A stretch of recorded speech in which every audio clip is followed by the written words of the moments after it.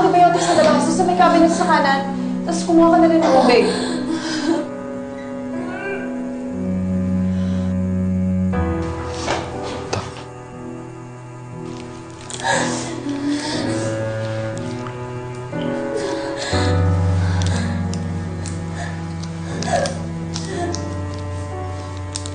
Abby,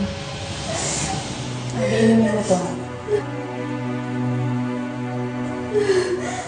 Antibiotics yan para unahan mo na infection. Marami pang papasok dyan.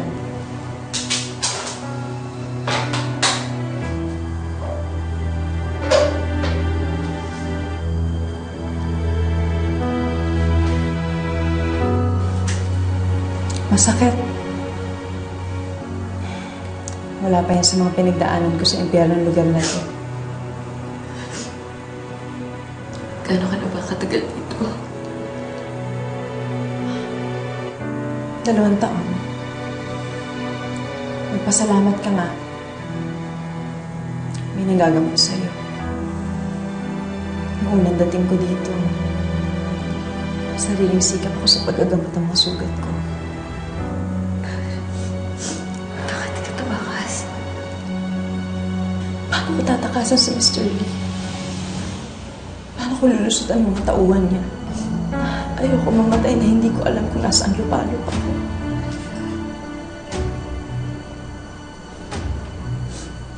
Takot ako, Abby.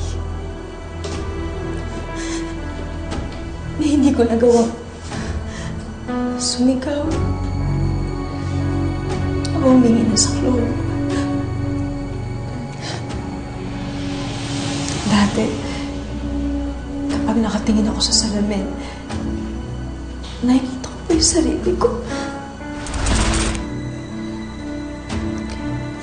Nakikita ko po yung mga kapatid ko. Yung nanay ko, yung tatay ko. Wala silang alam tungkol dito. Hindi nila alam na yung anak na hindi nila pinadadapo ng lamok. Titikman na iba't ibang lalaki. Ano lalaki kayo kada gabi? Ano pa mukhang iharap ko?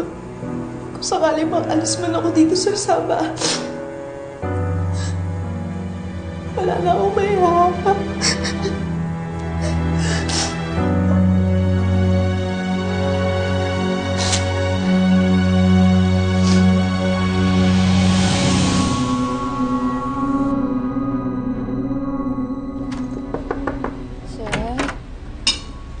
What?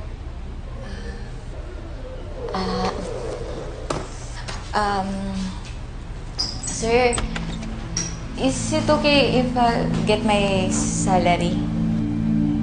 Your what? Salary? What? Your salary? The 3,000 ringgit. 6,000 ringgit? No salary! Go away! No, sir. I come here, to be waitress, na do massage. I need money for my son, sir. You owe me money! Sir, no. 6,500 ringgit. Your food, your place to stay. Oh, that's 6,500 ringgit. Sir, please. For surgery, sir. No salary. Go back to work. Customer waiting for you. Go. Go! Go now! You bad luck.